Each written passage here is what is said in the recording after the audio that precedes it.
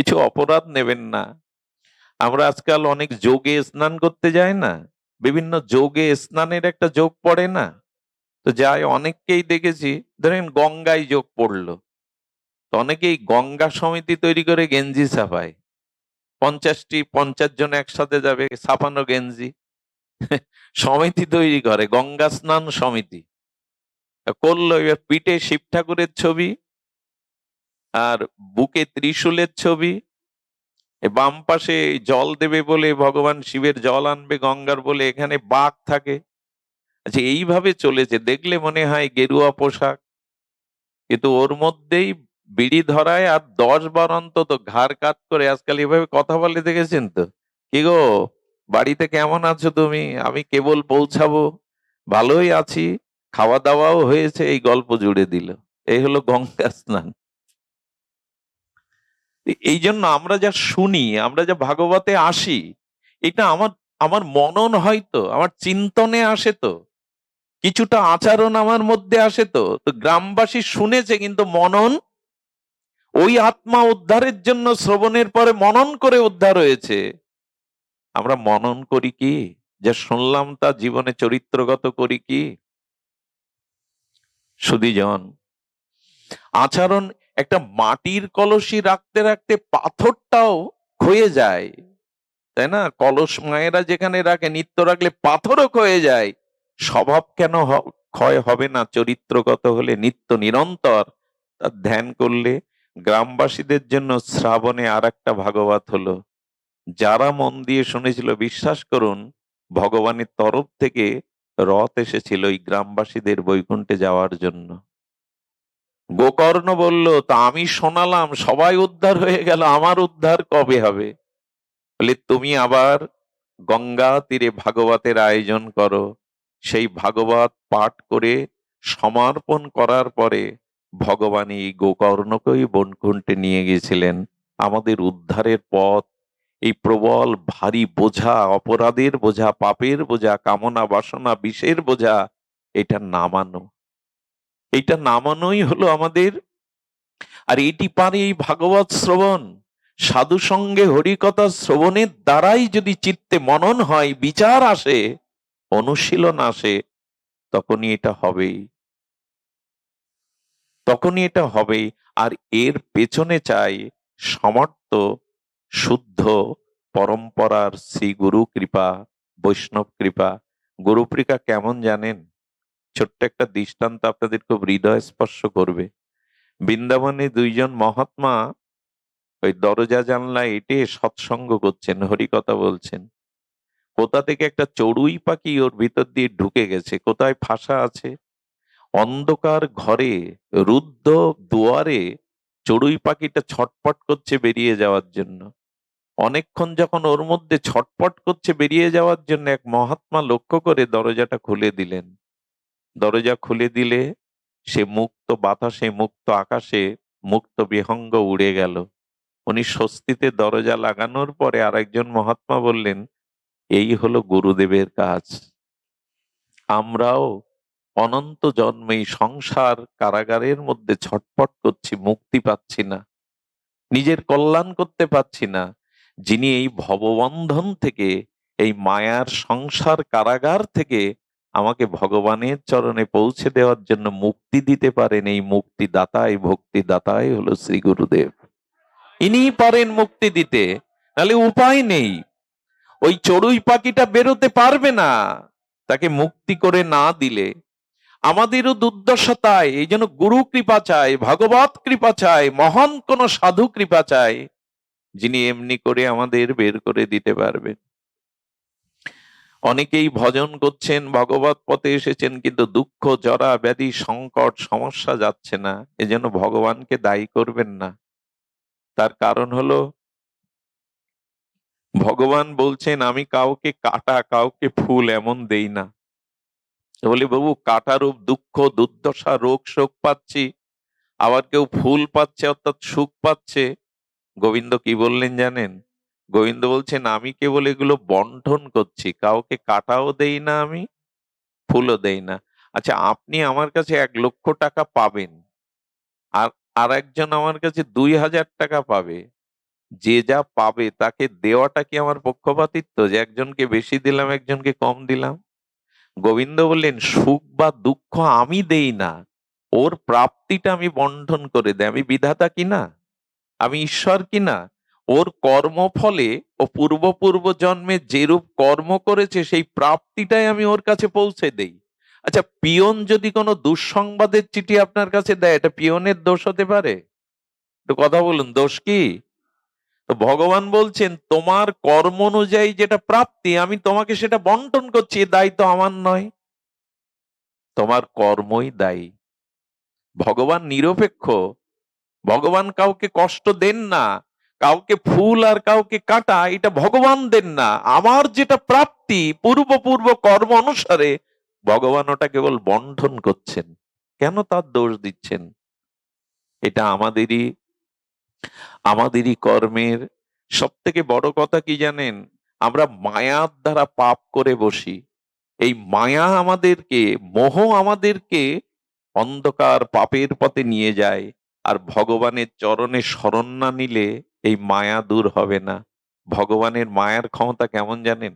খুব মার্মিক কথা, হৃদয়ে লিখে নিন। দেখুন, পিপীলিকা থেকে ব্রহ্মা পর্যন্ত পৃথিবীর প্রত্যেকটি প্রাণী ভগবানে বশ হয়ে আছে তার মায়া শক্তির দ্বারা। তিনি যে নিয়ম করেছেন আমরা মানতে তা বাধ্য। কিন্তু লক্ষ্য করেছেন, আমার স্ত্রীও আমার কথা আমাতে বাধ্য নয়।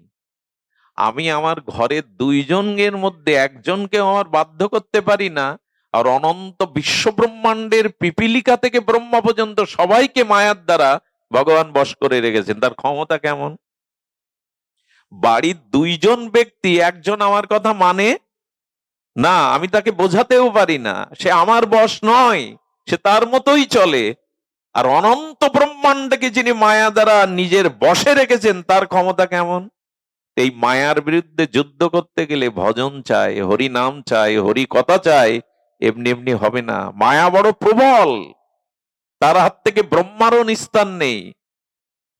এই মায়া জয় একমাত্র সাধুগুরু কৃপায়, ভগবত ভজন ছাড়া মামেব যে প্রপদ্যন্তে মায়ামে তাং তারন্তিতে। আমার চরণে শরণাগতি না হলে মায়া দূর করার ক্ষমতা জীবের নাই। কি করে দূর করবেন আপনি? তো এই মায়ায় আমাদেরকে সবকিছু বশীভূত করে রেখেছে। দেখুন ভগবানের নিয়ম আপনি লঙ্ঘন করতে পারবেন না। আমার জন্ম কোথায় হবে এটা কি আমি ঠিক করি? আমার কর্ম অনুসারে ভগবান ওটা নির্ণয় করেছেন। আমি এড়াতে পারবো? এই গর্ভ থেকে আর এক গর্ভে যেতে পারবো? হ্যাঁ, এখন যদি রাস্তার বস্তির একটা ছেলে ভাবে যে আমি বসুন্ধরা গ্রুপের পরিবারে জন্ম নেব, ট্রান্সফার করব, গর্ব হবে? আম্বানি গ্রুপে জন্মাবো, টাটার বংশে জন্মাবো, হবে? ওগুলো তার প্রাপ্ত, ওই জন্য সে ওখানে জন্মাচ্ছে। জন্মের পরেই সে কয়েক কোটি ডলারের মালিক হয়ে যাচ্ছে, আর একজন বস্তিতে জন্মাচ্ছে। এর কারণ কি? জন্মটা আমার কর্ম অনুযায়ী ভগবান নির্ধারণ করেছেন। তোমার মতো চাইলেই তুমি যেখানে সেখানে জন্মাতে। আচ্ছা, মৃত্যুটা কার হাতে? ওটাও কি আমার ইচ্ছা মতো হবে? এগুলো এড়াতে পারবেন? ভগবানের এই শক্তিকে এড়াতে পারবেন? আচ্ছা, এই জন্ম মৃত্যু মাঝখানে যে জরা ব্যাধি দুঃখ দুর্দশা, এগুলি ভগবানের বিধান মেনে নিতে বাধ্য আমরা। যেমন এই যে শীত এসছে, একে তাড়ানো যাবে কামান দিয়ে, গোলা বারুদ দিয়ে, শক্তি দিয়ে? কালকে আটকানোর ক্ষমতা মানুষের কোথায়? শীত গ্রীষ্ম এগুলো আটকানোর ক্ষমতা মানুষ। ভগবান বললেন, আমার বশীভূত এই বিশ্ব ব্রহ্মাণ্ডের প্রতিটি জীব, প্রতিটি প্রাণী।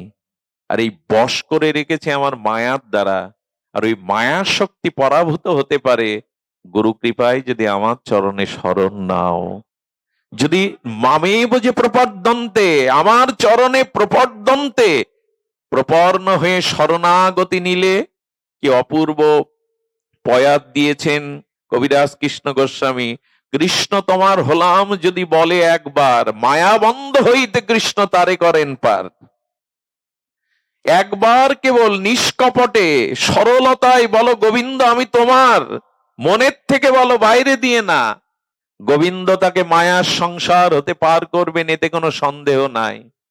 গোবিন্দ তোমার হলাম যদি বলে একবার, মায়াবদ্ধ হইতে কৃষ্ণ তারে করেন পার। পার তিনি করবেন, পারের অপেক্ষায় আছেন তিনি, কিন্তু কপটতা যায়নি আমাদের, আমাদের ভেতর আর বাইরের এক হয়নি। এই কপটতাপূর্ণ সততাপূর্ণ জীবনে আমরা ভগবানকে ডাকছি বটে, কিন্তু ডাকবার মতো ডাকতে পাচ্ছি না।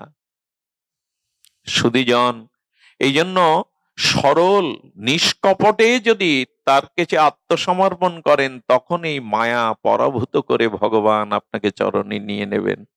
কিন্তু বিষয় তো আমাদের যায় না, বিষয় বাসনা আমাদের যায় না। আপনাদের মনে পড়ে, একটু বিচার করে দেখুন তো কালী ও নাগ লীলাটা। আমি সময় বেশি নেব না। এই শীতের মধ্যে কত কষ্ট করে দীর্ঘ সময় আপনারা বসে আছেন, এ অপরাধের শেষ নেই। তবু সামান্য সময় আমরা বলবো। দেখুন, একটি জিনিস বারবার লোক যতদিন চিত্ত শুদ্ধ না হচ্ছে, ততদিন ভগবত অনুরাগ আমার চিত্তে জন্মাবে না। একটি কাঁচা গাছ, একে তো কাঁচা, তাকে কেটে আরো 6 মাস জলে চুবিয়ে রাখুন, এরপরে আগুন ধরাতে গেলে জ্বলবে তো না ধোঁয়া হবে? ধোঁয়া হবে কিনা? কিন্তু একটা সারি গাছ কেটে 6 মাস রোদ্দুরে রাখুন, তারপরে আগুন দিন, দাও দাও করে জ্বলবে। একে তো জ্ঞান নাই, চেতনা নাই, তারপর কত জন্মের অপরাধের এ চিত্ত কাঁচা, এই জন্য ভজনটা জ্বলে উঠতে পারে না। এত শুনি, এত বুঝি, তবু ভগবানের জন্য অনুরাগের অনল জ্বলে ওঠে না। ভিজে কাঠ কিনা আরো জলে ভিজানো, অপরাধে মাখানো। এখন এর থেকে মুক্তির একটাই উপায়। দেখুন, কালীয় নাগের ফনা কতগুলো বলা হয়েছে। গোবিন্দ যার মাথায় নৃত্য করেছিলেন, বৃন্দাবনে যমুনা কালীহ্রদে যে কালীয় নাগ লীলা দেখেছেন না, গোবিন্দ নটরাজ হয়ে নৃত্য করেছিলেন, হলো কালীয় নাগের ফনা অনেকগুলি। তার একটা সংখ্যা ছিল সহস্র ফনা। কিন্তু মানুষের মনের মধ্যে যে মনের কামনা বাসনা চিন্তার ফনা কতগুলো গুণে বলতে পারবেন? আপনার মধ্যে বাসনার ফনা কতগুলি বলা যাবে? আমাদের এক বিজ্ঞানী বলছিলেন যে পৃথিবীতে কখনো বিজ্ঞানীরা পৃথিবীর ধূলিকণার সংখ্যাও যদি গণনা করে বলতে পারে, নবমণ্ডলে নক্ষত্রের সংখ্যা কত হয়তো একদিন বিজ্ঞান বলতে পারবে, কিন্তু আমার মনে কামনা বাসনার সংখ্যা কতগুলি এ বিজ্ঞান বলতে পারবে না। এই জন্য কালীয় নাগটা কি? এই কালীয় নাগটা হলো আমাদের বাসনারূপ নাগ। আর এর ফনা ওর তো হাজারটা, কিন্তু আমাদের অগণিত। কত চাই জগতে, কত বাসনা চাই। তো বললেন মানুষের মন অনন্ত অনন্ত, এখানে অনন্ত শব্দ বলছেন বিষয় চিন্তায় বিভোর।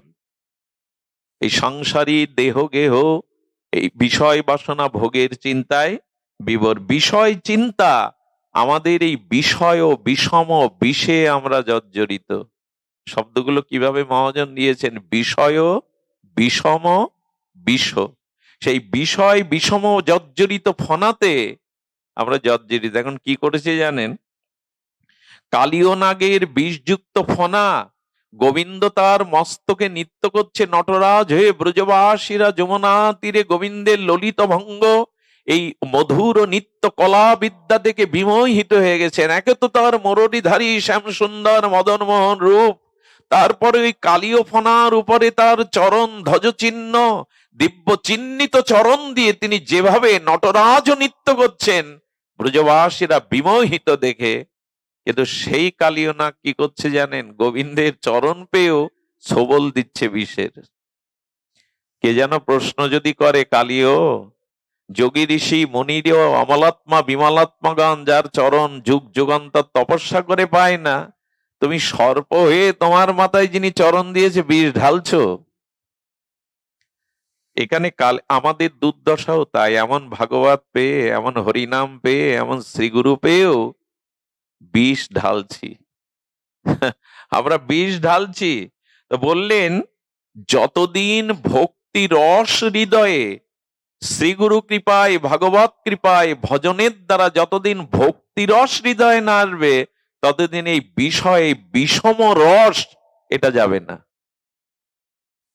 দেখুন, বৃষ্টি হচ্ছে, বৃষ্টির স্রোতধারায় ড্রেনের ভিতরে জলগুলো পড়ছে প্রবল স্রোতে গিয়ে, আর ড্রেনের দূষিত ভাঙার মধ্যে পোকামাকড় মিশ্রিত যে জলগুলো, সেগুলো কি আর তখন ড্রেনে থাকবে?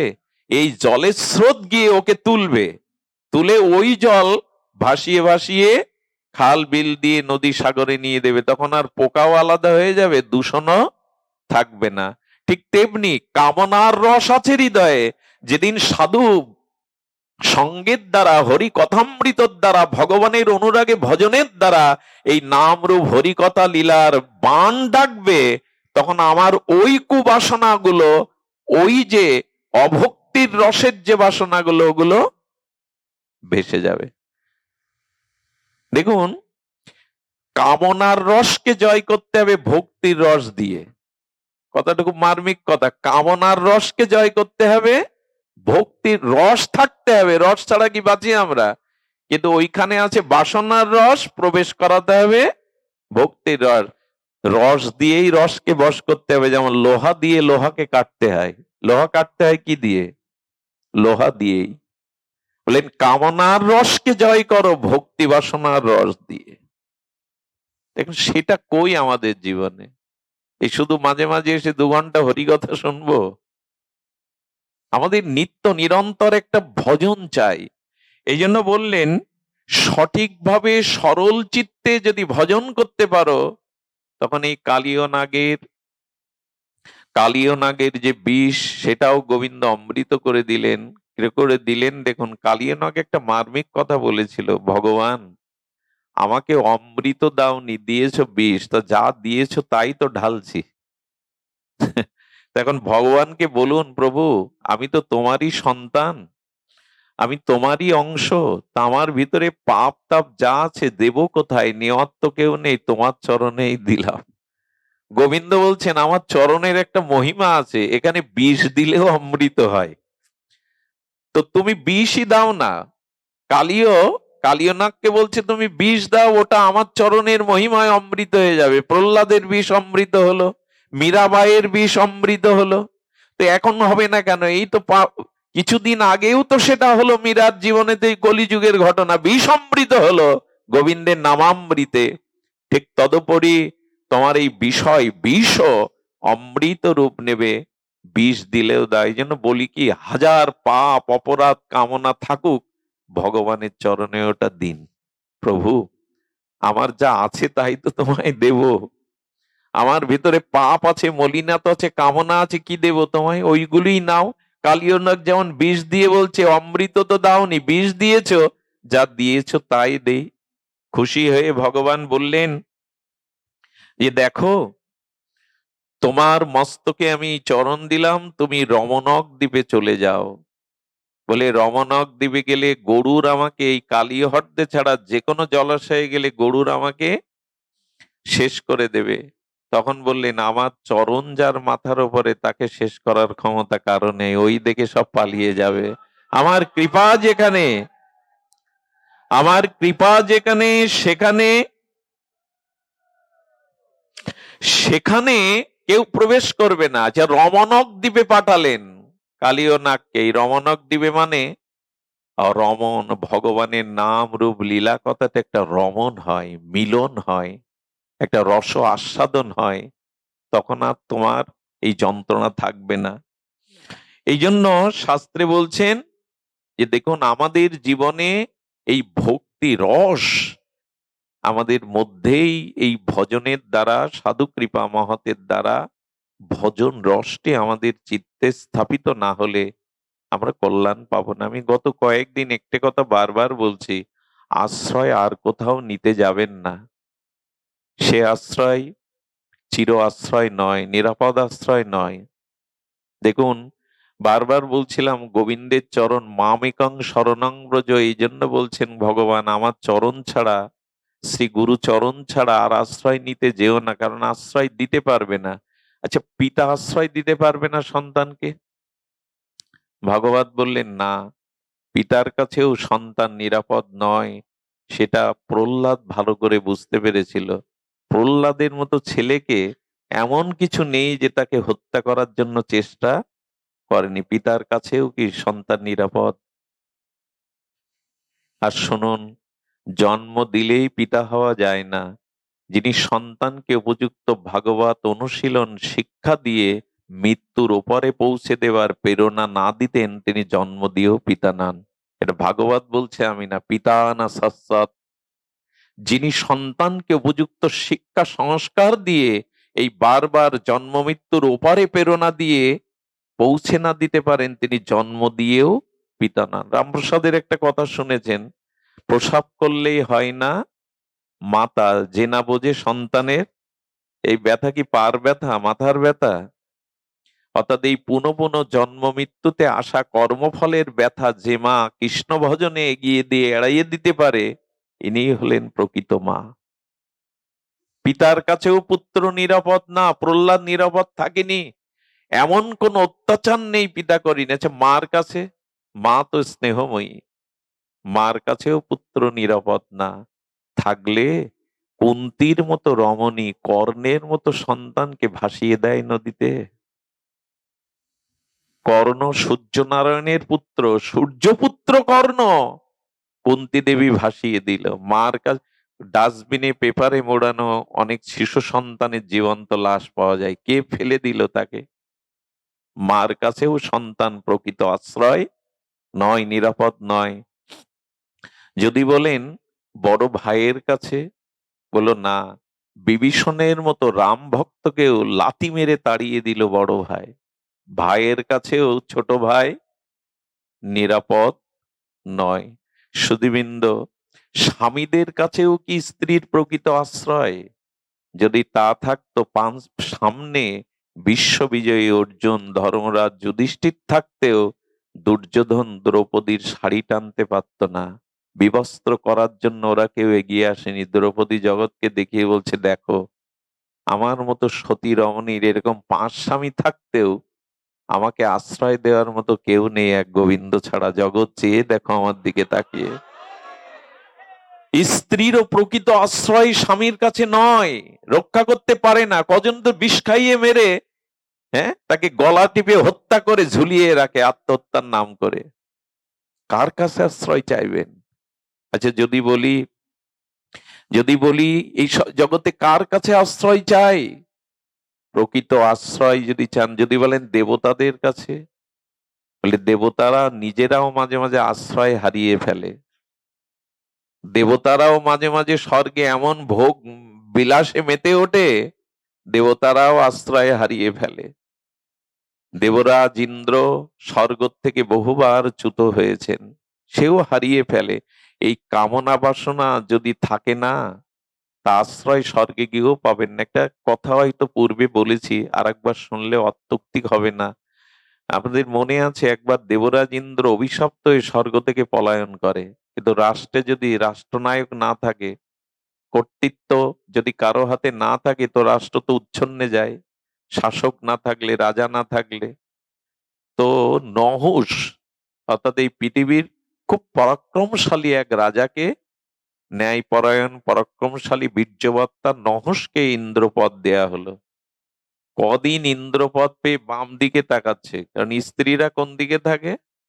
বাম দিকে। বাম দিকে তাকাচ্ছে, আমি তো দেবরাজ হলাম, আমি তো স্বর্গের রাজা হলাম, কিন্তু ইন্দ্রাণী কই? ওই বাসনা জেগে গেছে স্বর্গে গিয়ে। কার দিকে দৃষ্টি দিল জানেন? পৃথিবীতে সতীদের মধ্যে অন্যতম শচী, ইন্দ্রের স্ত্রীর নাম শচী দেবী। অপরূপ সুন্দরী শুধু নয়, মহাসতী, তার দিকে কুদৃষ্টি গেল। এই জন্য বলি কি, স্বর্গের লোভে পুণ্য কর্ম টর্ম করতে যাবেন না। ও জায়গাটাও গেলেও আপনার আশ্রয় চিরদিন না, পুণ্য ক্ষয় হলে আপনাকে ধাক্কা দিয়ে ফেলে দেবে। ভক্তরা বরঞ্চ বলে, নরকে দাও, পাপ ক্ষয় করে যেন আবার এসে তোমার ভজন করতে পারি, কিন্তু স্বর্গে দিও না। ওখানে ভোগ আর ভোগ, ওখানে উপাসনা নাই, আরাধনা নাই। তো কি হয়েছে? নহুষ কুপ্রস্তাব দিল, তোমার স্বামীকে আর ফিরবে? ব্রহ্ম অভিশাপে শাপগ্রস্ত, আমাকে বরণ করে নাও, পাশের আসনটা খালি। পর স্ত্রীর প্রতি দৃষ্টি গেল স্বর্গের দেবতার ইন্দ্রের পদ পেয়ে। চিন্তা করতে পারেন? তো উনি তো সতী, উনি ভগবানের কাছে প্রার্থনা করতে লাগলেন। আর তখন কি করলেন? সপ্ত ঋষির কাছে গিয়ে বললেন, ঋষিবর, আমাকে বাঁচান, এই নহসের দেবরাজের কোপানল থেকে আমাকে বাঁচান। আমিও বলি, জীবনে যদি কোনো সংকটে পড়েন, শুদ্ধ কোনো মহাত্মার কাছে পরামর্শ নিতে যাবেন। সাধুরাই পরের দুঃখকে নিজের দুঃখের মতো অনুভব করে। সাধুদের হৃদয়ে অপরের ব্যথাকে নিজ ব্যথা অনুযায়ী তারা অনুভব করে। এই জন্য তারা সমাধানটা শাস্ত্রের থেকে দেয়।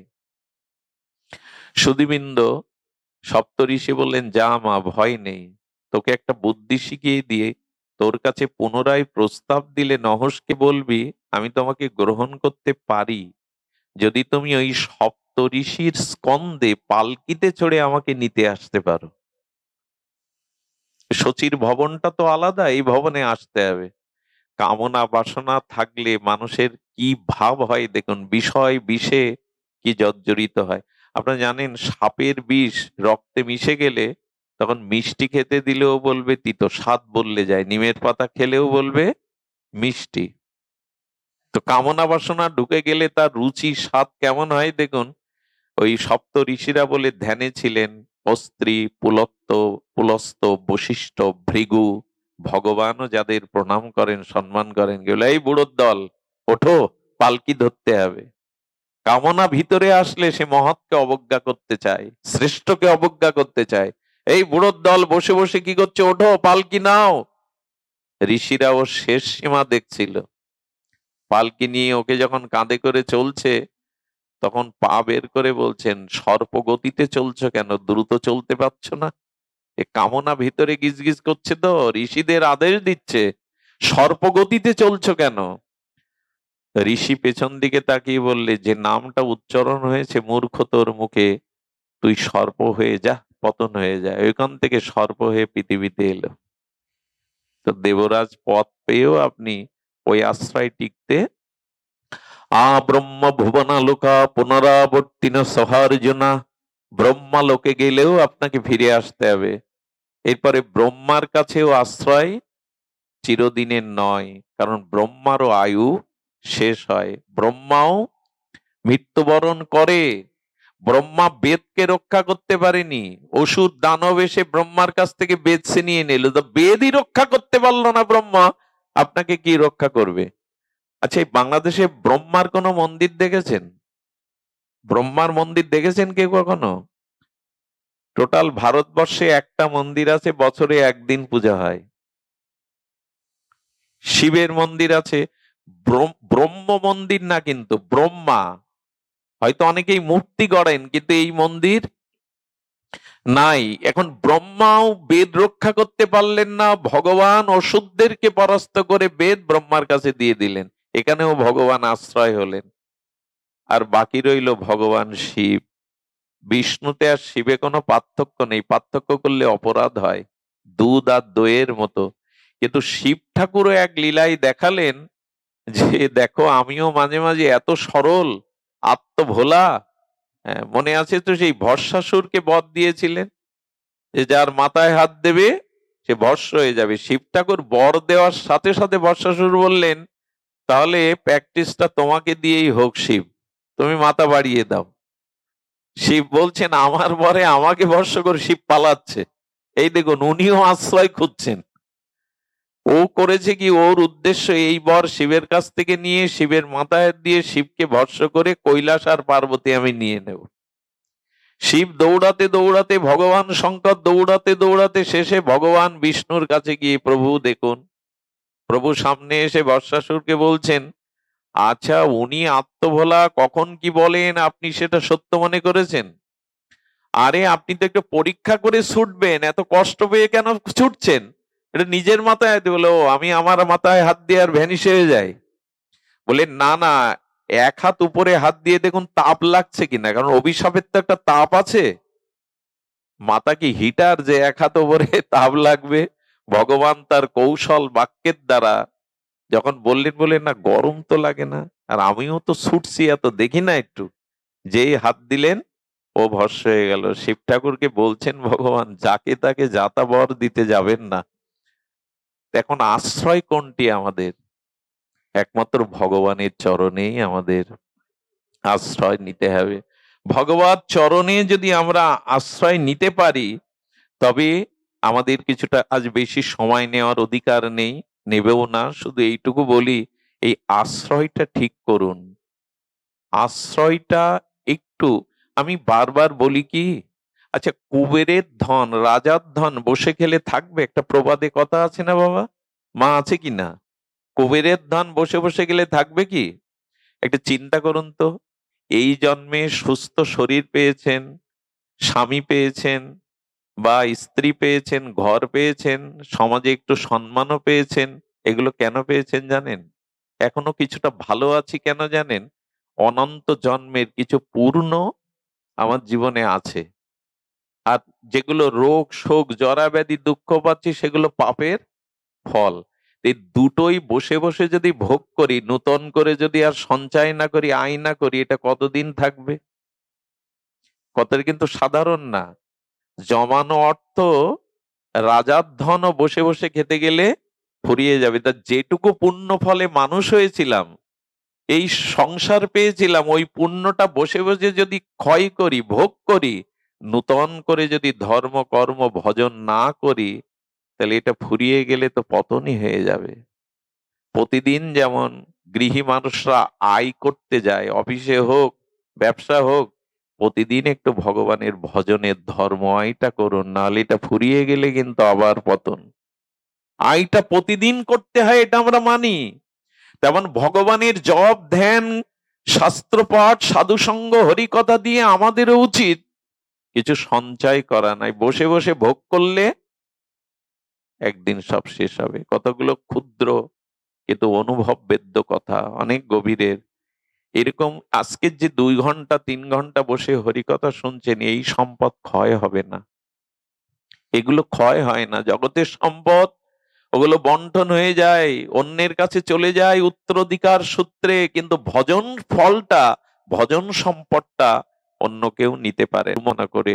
আজকের মতো সবার সুমঙ্গল মাঙ্গলিক ভক্তি প্রার্থনা করে এখানেই হরিকথার বিশ্রাম। নমস্কার, রাধে রাধে। সুধী ভক্তবৃন্দ, গৌড় নিতাই মিডিয়া চ্যানেলে আপনাকে স্বাগত। যদি ভিডিওটি ভালো লাগে তাহলে সাবস্ক্রাইব করে রাখুন। নতুন নতুন ভিডিও জন্য গৌড় নিতাই মিডিয়ার পাশেই থাকুন। রাধে রাধে।